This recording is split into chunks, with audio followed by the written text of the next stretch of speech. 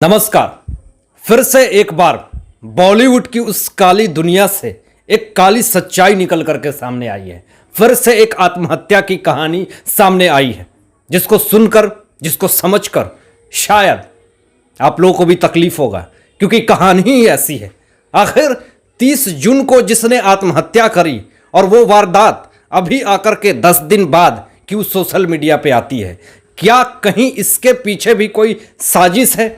आखिर वो सराहना की कहानी, जो कि एक फिल्म प्रोड्यूसर थी, आखिर क्यों उसने सुसाइड करी? जो बॉलीवुड इंडस्ट्री से निकल करके जो कहानी सामने आ रही है, वो सच में दिल से दहलाने वाली है। फिर से एक बार पूरे सिलसिलेवार तरीके से आज फिर से इस वीडियो में मैं लेकर के आया हूं सराहना की जो फिल्म प्रोड्यूस करी है, जिसमें कि अनुपम खेर जी भी साथ काम कर रहे हैं। आखिर क्या है इसके पीछे का माजरा? आखिर क्यों सराहना ने सुसाइड करी? इतने बड़े जो खतरा, इतने बड़े जो कांड है उसको अंजाम दिया, जिसको सुनकर, जिसको समझकर आज बॉलीवुड में फिर से सनसनी और सन्नाटा फैल चुका है। बताऊंगा आज इस वीडियो में आपको सारी हर एक कहानी, तो इस वीडियो पे बने रहिएगा, क्योंकि आज ये वीडियो काफी ज्यादा इंपॉर्टेंट होने वाला है आप लोगों के लिए।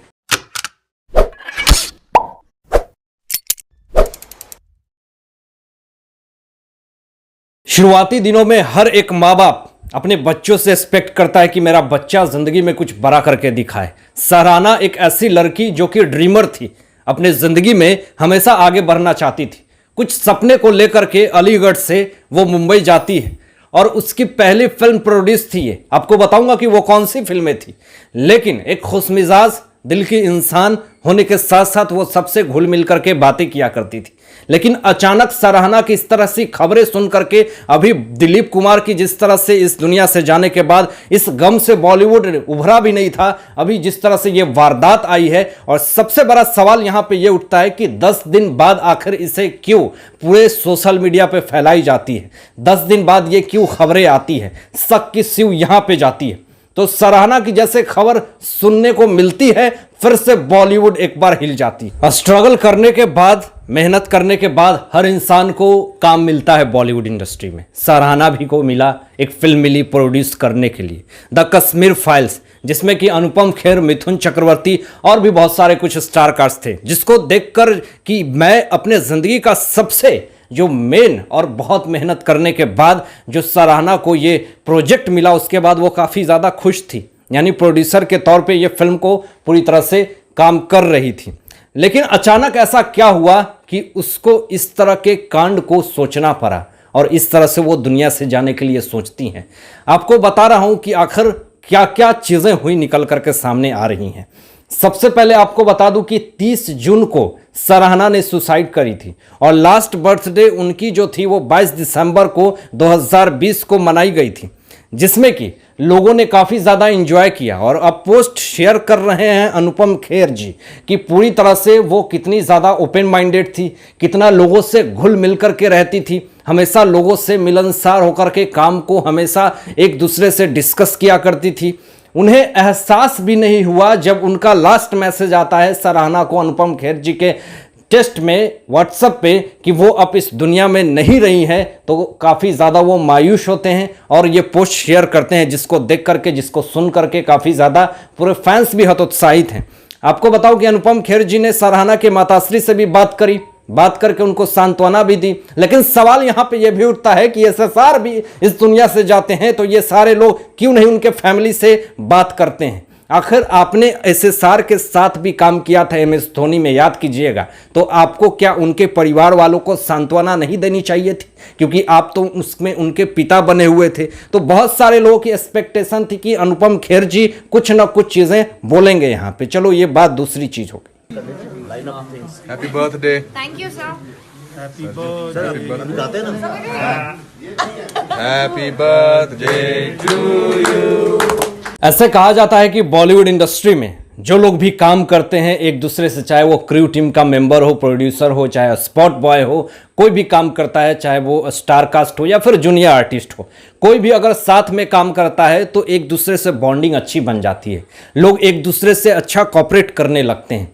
इसी तरह से सराहना को भी लोग काफ़ी ज़्यादा कॉपरेट कर रहे थे, क्योंकि उनके ज़िंदगी का ये पहला फिल्म था जिसे वो प्रोड्यूस कर रही थी, द कश्मीर फाइल्स, जिससे काफी ज्यादा एक्सपेक्टेशन थी, जो कि इस फिल्म को 15 अगस्त को 2021 को रिलीज करने की बात हो रही है। भैया न्यूज में जब मैं ये बात खबरें जब पढ़ रहा था, जब सोर्सेस से जब मेरे पास ये बातें आई, तो बहुत ही ताज्जुब हुआ कि आप एक तरफ तो ये कह रहे हैं कि सराहना ने सुसाइड कर लिया और नीचे प्रमोशन भी कर रहे हैं कि 15 अगस्त को ये फिल्म आने वाली है। थोड़ा शर्म कीजिए, इस चीज को थोड़ा सा समझने की जरूरत है। आप किसी की जिंदगी अभी चली गई है, उनके माँ पिता के जख्म अभी नहीं भरे हैं और वहां पे नीचे में फिल्म की प्रमोशन कर रहे हैं, तो यहां पे सोचने की जरूरत है कैसी ये व्यवस्था है, कैसी सोच है और कैसी विचारधारा है, जिसको सुनकर, जिसको समझकर मैं खुद शॉक्ड हूं। अनुपम खेर जी ने अपने इंस्टाग्राम पे सराहना की कुछ बर्थडे की वीडियो और लास्ट पोस्ट जो उन्होंने शेयर किया था उनके साथ जाने के बाद अनुपम खेर के साथ, तो अनुपम खेर जी ने ये भी बातें कही थी कि हाल में ही कुछ दिन पहले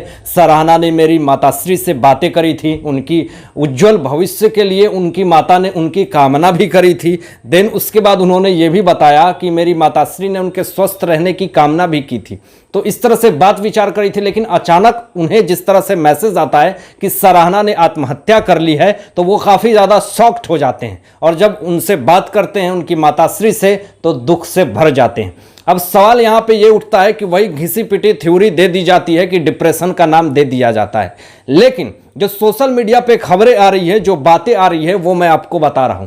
कुछ लोग ये कह रहे हैं कि हो सकता है कि सराहना की ये पहली फिल्म है द कश्मीर फाइल्स, इसमें बहुत ज़्यादा पैसे इन्वेस्टमेंट हो सकते हैं, जिस कारण से हो सकता है कि फाइनेंशियल क्राइसिस से होकर के हो सकता है सराहना गुजर रही हो, या किसी का प्रेशर हो, या किसी तरह की ब्लैकमेलिंग भी हो सकती है। तो इस तरह की चीज़ें सराहना के लिए बोली जा रही है ट्विटर पे कि इंसाफ दो, जस्टिस फॉर सराहना। तो इस तरह की चीजें निकल करके सामने आ रही है।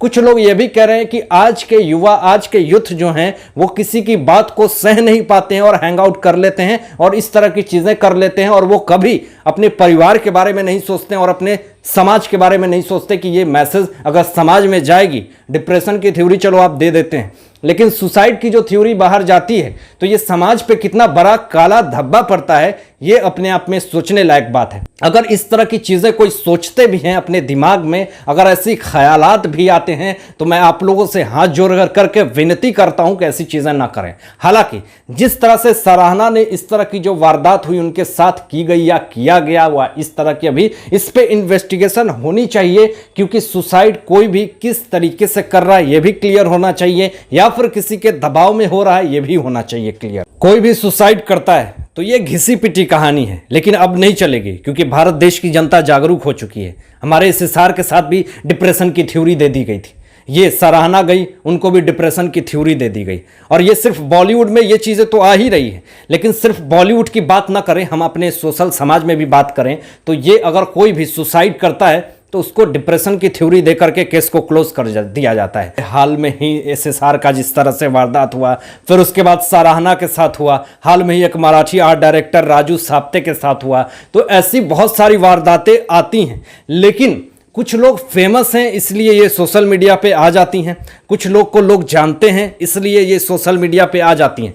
ना जाने ऐसे बहुत सारे लोग हैं जो टीवी एक्टर एक्ट्रेस हैं, जो जूनियर आर्टिस्ट है, क्रू टीम का मेंबर हैं, स्पॉट बॉय हैं, जो कि फाइनेंशियल क्राइसिस से गुजर रहे हैं, जो आर्टिस्ट है, लाइटमैन है, कैमरामैन है। ऐसे बहुत सारे लोग हैं जो कि अपनी फाइनेंशियल तंगी के साथ इस तरह की वारदात को कर दिए, लेकिन उनको आज तक कोई नहीं जानता, उनके लिए कोई भी जस्टिस फॉर ये नहीं करता।